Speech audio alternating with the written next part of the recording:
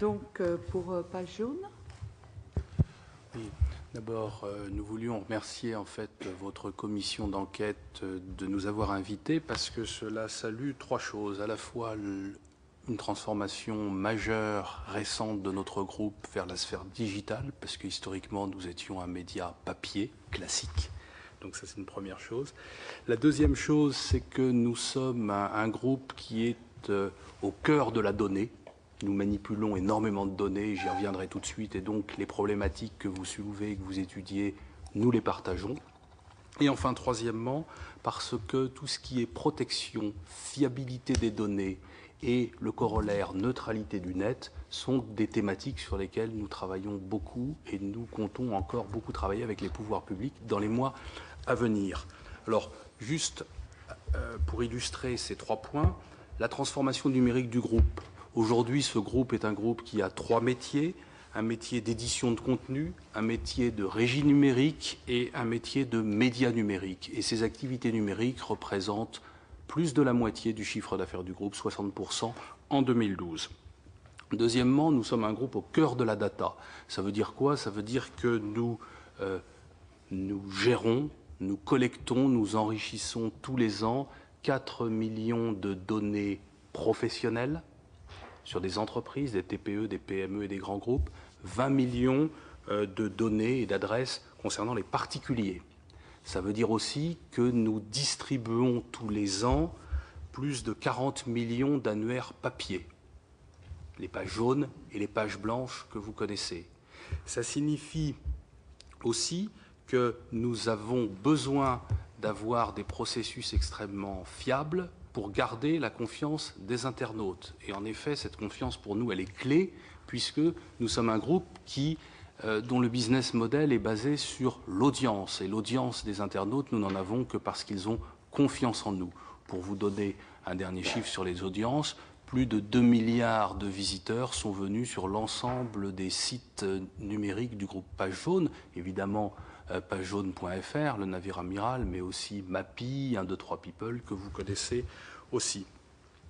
Et donc, je vais maintenant passer la parole à mon collègue Emmanuel Thorins, qui va vous décrire un peu quels sont les moyens que nous avons mis en place, les processus qui fonctionnent et qui sont relativement fiables, et un certain nombre d'exemples de coopération très concrètes avec les pouvoirs publics et les organisations professionnelles, tout particulièrement dans le domaine de la santé, parce que le domaine de la santé, vous en doutez, est une des rubriques les plus consultées chez Page Jaune. Elle fait partie des 10 premières rubriques les plus consultées chez Page Jaune. Bonjour à tous et à toutes. Effectivement, donc, on a un sujet clé au niveau de Page Jaune, c'est effectivement la pertinence de nos données. Il y a une forme de caution auprès du grand public.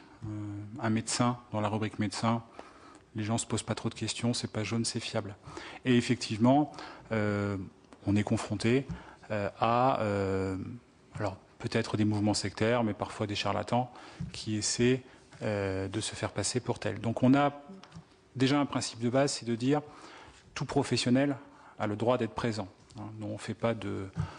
sauf si évidemment il y a une décision de justice, une réglementation, mais par principe, voilà, une association dite religieuse qui s'inscrit, on ne va pas l'interdire de nos supports. Par contre, là on est extrêmement vigilant, effectivement, c'est ce qu'on appelle toutes les professions réglementées, dont notamment le secteur médical, où là, on met en place tout un tas de contrôles. Alors ça démarre effectivement par les professions qui ont un ordre, alors les médecins évidemment, les kinésithérapeutes, les pharmaciens, etc., où là c'est clair, on est calé sur la liste des ordres. Donc en gros, si un médecin nous dit qu'il est dermatologue et qu'on ne le retrouve pas au niveau de la liste de l'ordre, eh ben, il ne sera pas référencé dans nos supports sous cette spécialité. Donc ça, c'est le premier point. Ensuite, il y a toutes les professions, effectivement, pour lesquelles le titre est protégé par la loi. Ben, je dirais là, même cas de figure, alors sauf qu'effectivement, il n'y a pas d'ordre, mais on leur demande de justifier leur qualification, leur diplôme. Voilà, ce qui notamment nous a amené à beaucoup travailler récemment sur le sujet des psychothérapeutes, qui n'a pas été simple à mettre en œuvre. Et puis je dirais qu'au-delà, toutes les autres activités entre guillemets de santé, de bien-être, de développement personnel, elles sont clairement référencées dans d'autres catégories. Et on essaie vraiment de faire le distinguo entre vraiment les professions médicales et les autres. Et par exemple, on s'interdit par exemple d'interpréter des requêtes comme traitement du cancer. Traitement du cancer, on envoie les cancérologues, les oncologues, et c'est tout. D'accord ? Même si un professionnel cite dans ses contenus le terme cancer, etc., on ne le ressortira pas.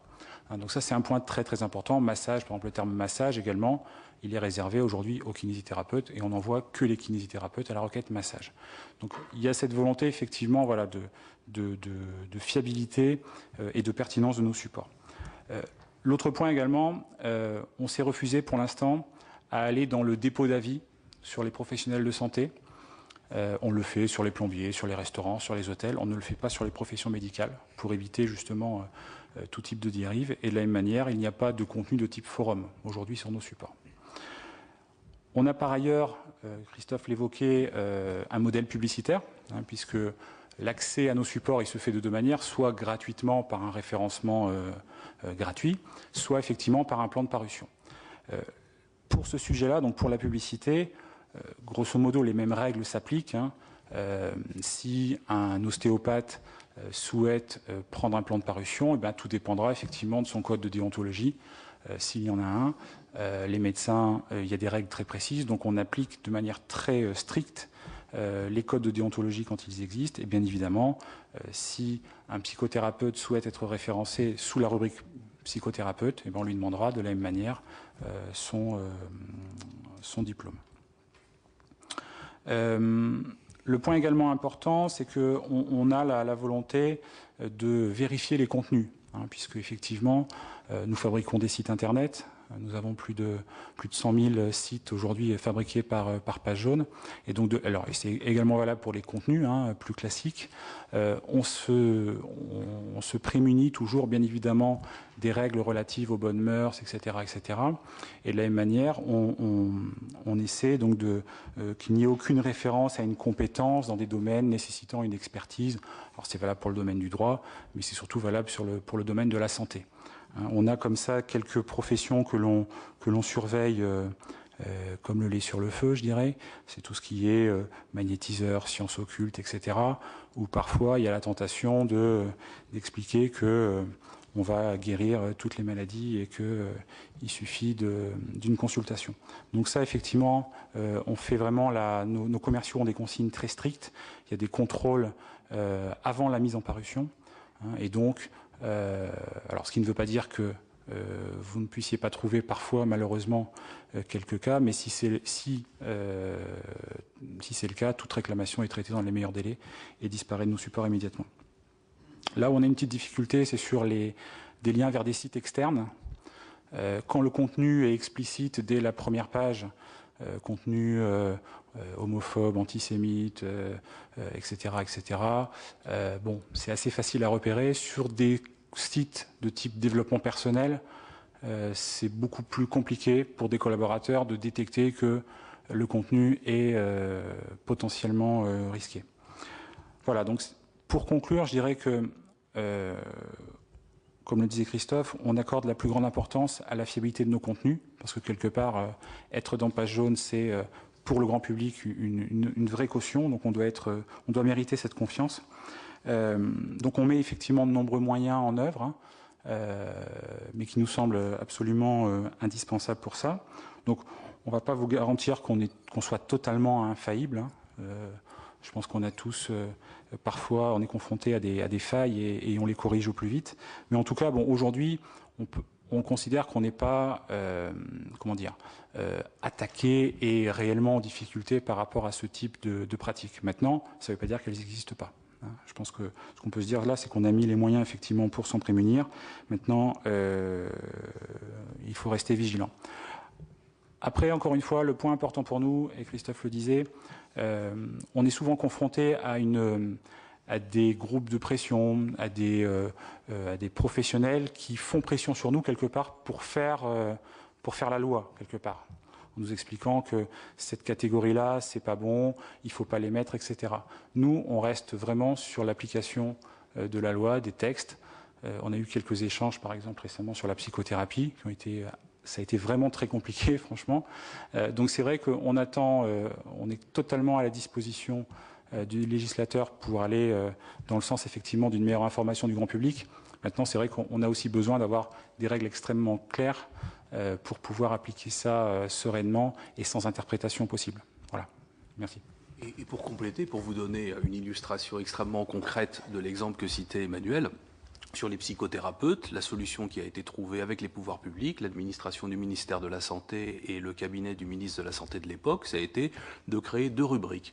Une rubrique psychothérapeute pour les psychothérapeutes ayant le droit, portant le titre, parce qu'ils satisfaisaient un certain nombre de conditions, et une seconde rubrique pour ceux qui n'avaient pas le droit de porter le titre, ça s'est appelé psychothérapie, entre parenthèses, hors du cadre réglementé. Pratique hors du cadre réglementé, exactement. Voilà. Et donc l'idée, quand vous faites psychothérapeute sur page jaune, vous n'avez que les psychothérapeutes qui sortent, et pas les autres qui sont classés dans psychothérapie. Et si vous tapez psychothérapie, on vous demande si vous voulez des psychothérapeutes ou la psychothérapie hors d'un cadre réglementé. Voilà. Donc on essaie vraiment d'appliquer au mieux, mais je vous avouerai que pour le grand public, c'est pas forcément toujours évident à comprendre quelle est la différence entre psychothérapeute et psychothérapie, pratique hors du cadre réglementé. Voilà. Merci.